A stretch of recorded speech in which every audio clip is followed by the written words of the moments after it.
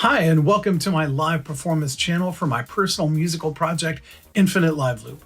This project is the culmination of a lifetime of music composition, production, and performance, bringing together all of those elements for an improvisational, electronic, live music experience using minimal equipment, no computer, and no AI. The inspiration for the name comes from both the looper I use to perform and the loops that we live in our lives each day. Sound patterns. We literally resonate with them. The sound can be transporting, able to connect with a deeper part of the mind, the part that recognizes patterns as symbols and symbols as feelings. No words necessary. The body moves, the mind drifts along the waves of sound, and for a time, we are all transported. I want to state up front also that creating great dance or electronic music does not mean that you have to be an accomplished musician. And I hope that at any skill level and any age, you might be inspired to work on your own gig, create your own tracks, and enjoy music that lifts people up onto their feet. I only claim to be as accomplished as the many years that I've played, studied, and loved the many forms of pop and dance music throughout my life. But I have been around long enough to have gotten to know many different styles of music and have dissected pop and dance music to find the joy inside. I also don't claim to be an EDM or pop historian. I don't always know how to categorize the music I make during a performance, and I'm not an expert on equipment, though I do have opinions, and if I love something, I'll say so. And if I don't like a particular product or a part of a particular product, I will state why as objectively as I can. I'm not representing these companies, and I'm not currently sponsored by any. Most importantly, I really want to acknowledge the YouTube pioneers in live looping that have preceded me. I'd like to talk about the work of Riccardo Moretti and Tribal Need. Riccardo being from Cape Town, South Africa. He is actually Italian by birth, I think. If you don't know his work, please check it out. His work being absolutely brilliant in this space and an inspiration for many of us that are now looping and creating our own sound ceremonies for audiences. Live music is the only thing that can save music now, as AI slop threatens to remove all real human soul from music. Our connection to each other through live music is more important than ever, and this is one of the biggest reasons I'm doing this. I'm connected to this via Tribal Need and the inspiration of countless other looping artists and dance music producers, DJs, and musicians and bands and YouTube pioneers. So with that, on with the tour. And by the way, I'll leave links for any equipment that I mention in the description for this video. So I'm going to start from the outside in.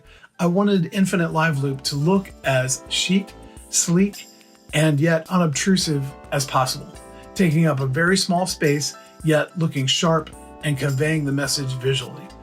The 3-panel facade that I'm using, it's simple and lightweight with felt that can be used to put signs on, or I can attach the monitor to it while I'm performing. The infinity symbol signs are a simple LED rope that I fashioned into the infinity shape and secured in various places using fishing line and hard foam backing. And a lot of what I use in my live performances from a lighting perspective changes as time goes on and better options appear. But I like coming up with ideas and trying them out. The centerpiece of my setup's look is the vertical monitor that is just the right size for the center panel of the tri-panels. I use individual Velcro pieces to attach it to the panel during performance. It comes off easily and I can access the back panel of the monitor easily as well. While I don't use a computer or DAW for my audio, for the visuals, I do use an iPad. I'm running Imaginando VS app for my visuals on that monitor, and I absolutely love that app. I can sync the visuals to my music via MIDI and add my logo and record the output if I want to, all from the app. And I can send MIDI wirelessly to the iPad using what's called a WIDI jack, which is wireless MIDI basically, which is handy because the USB-C connection on the iPad is already being taken up with the HDMI output adapter. So I feel like you can look into it at times and be visually hypnotized, which works perfectly with the audio as well, because especially when doing like, trance type or, melodic house or techno that just takes you to a different place. So coming around and behind the tri-panel, I have basically 4 big pieces. the Roland Juno X, which is my master keyboard, the Boss RC505 Mark II looper, and the ASM Hydrasynth Explorer, and the Roland TR8S drum machine. The sheer versatility of these machines together is beyond amazing, but it all starts with the beat. And for keeping the tempo, I start with a Walrus audio pedal, the Canvas Clock. The pedal sits on top of my Juno, where I can dial it in very quickly and make adjustments on the fly if needed. That goes into a 6-port MIDI thru box by DoreMIDI and out to all the various other pieces. I started this performance gig with a much simpler rig, just the Juno and a looper and some accessories a la Riccardo Moretti and Tribal Need, and no MIDI.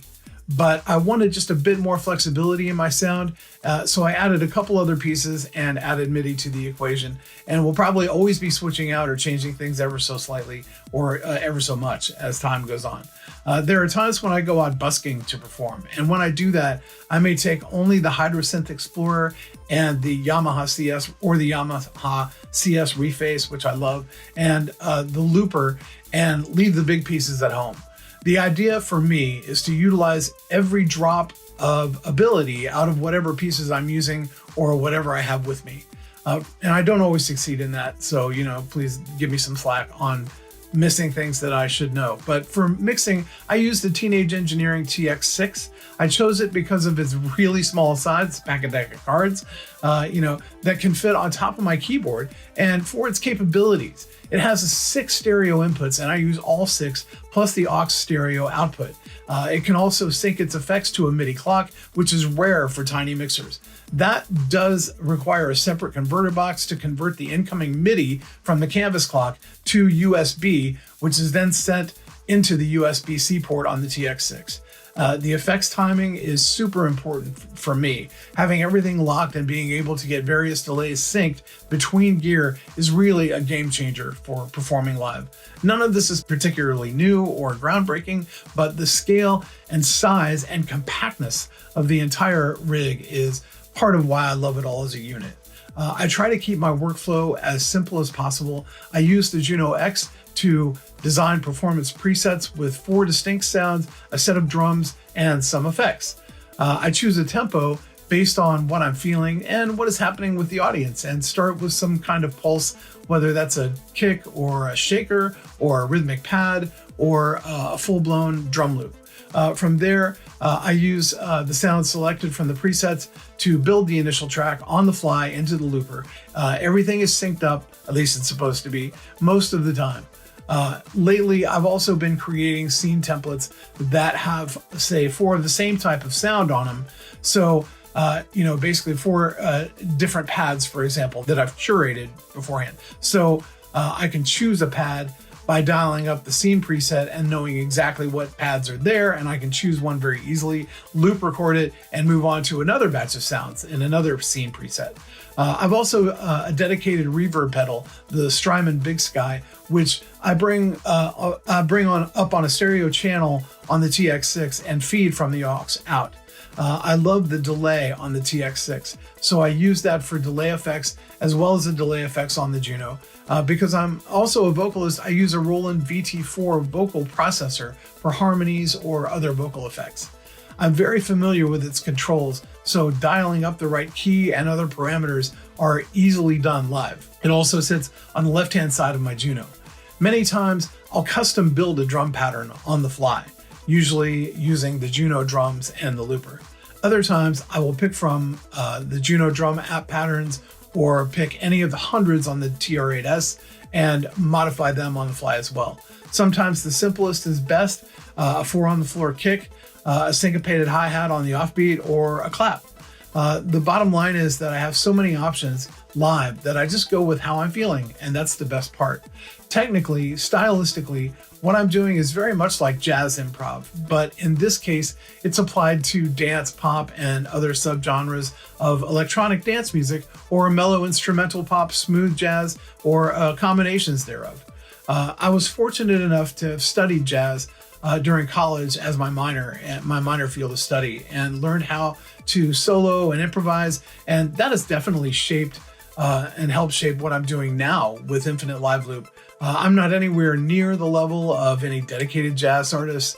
I don't pretend to be, but I'm very well versed in pop and dance music, and what I learned through jazz study has helped me tremendously to take my live performance skills to the point where I can carry an evening's worth of improvisational music that people can enjoy just vibing to or dancing to. Like other looping contemporaries such as Tribal Need and Reinhard Burr, I use a mix of analog instruments as well. Percussion, some slide whistle here and there, a melodicist sometimes make appearances. I have a dedicated shaker to the right of me on the Juno. It's attached with a magnet, which is really cool. Must have iron shavings in it because I can grab that thing, and then when I'm done, I just put it over by the magnet and it grabs a hold of it, and I don't have to worry about rolling anywhere. So that's a good tip. I also play metal djembe, I think that's pronounced right, which adds a lot of energy to any dance track. I just turned my vocal mic toward it and have the drum strapped around my neck so I can play with both hands. May look a little silly, but I don't care.